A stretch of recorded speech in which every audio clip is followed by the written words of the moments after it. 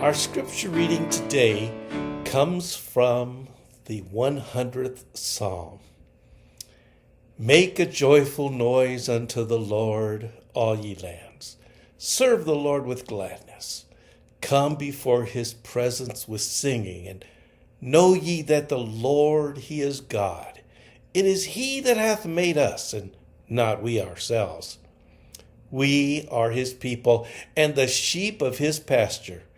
Enter into his gates with thanksgiving, and unto his courts with praise. Be thankful unto him, and bless his name, for the Lord is good. His mercy is everlasting, and his truth endureth to all generations. In September of 1620, a small ship, about 100 feet long, 24 feet wide, named the Mayflower, left Plymouth, England, carrying 102 passengers. After a treacherous and very uncomfortable crossing that lasted for 66 days, they dropped anchor near the tip of Cape Cod, where the Pilgrims, as they are now commonly known, began the work of establishing a village at Plymouth. Throughout that first brutal winter, most of the colonists remained on board the ship, where they suffered from exposure and scurvy and outbreaks of contagious disease. Only half of the original passengers and crew lived to see their first New England spring. And then in March, the remaining settlers moved ashore, where they received an astonishing visit from a member of the Abenaki tribe, who greeted them in English. Several days later, he returned with another Native American, Squanto, a member of the Pawtuxet tribe, who had been kidnapped earlier by an English sea captain and sold into slavery. He somehow was able to escape to London and return to his homeland on an exploratory expedition.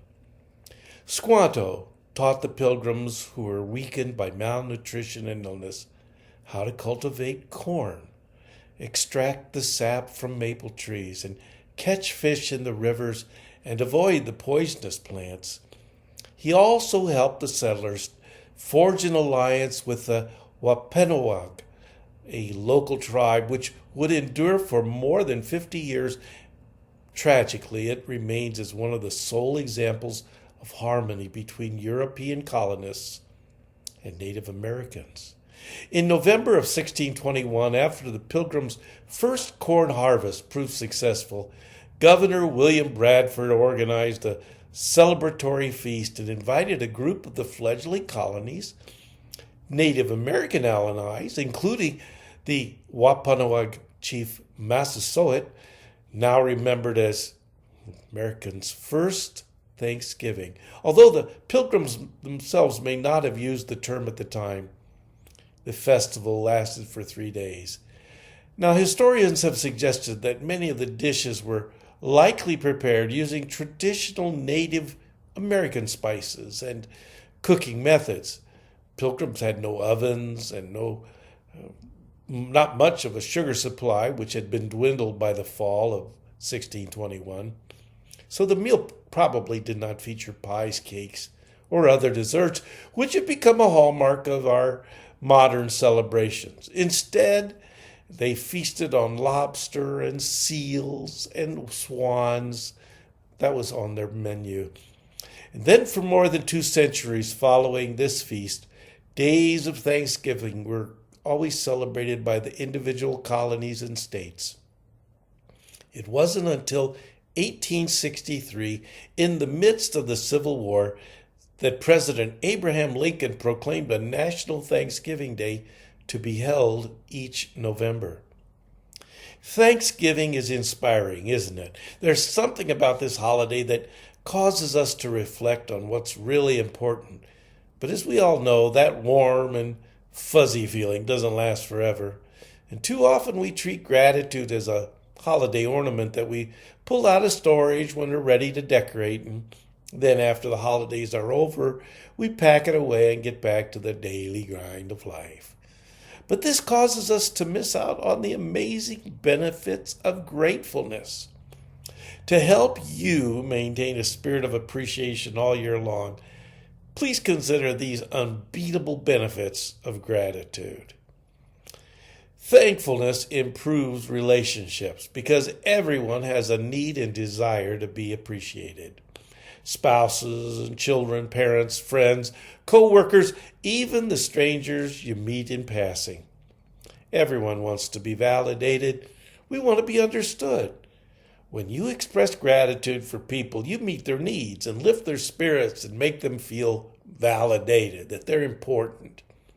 That improves the quality of your relationships with all of them. Thankfulness creates contentment. The media messages are constantly telling us, buy more, do more, look like this, act like that. With so many distractions, it can really be difficult to appreciate what you have right now. But by choosing to be thankful, you can ignore these messages and embrace contentment. A wise person said, in a heart filled with gratitude, there is no room for discontent. Thankfulness feels good. You know how happy you feel around Thanksgiving? Well, you can continue to feel that way long after the turkey and dressing are gone. How?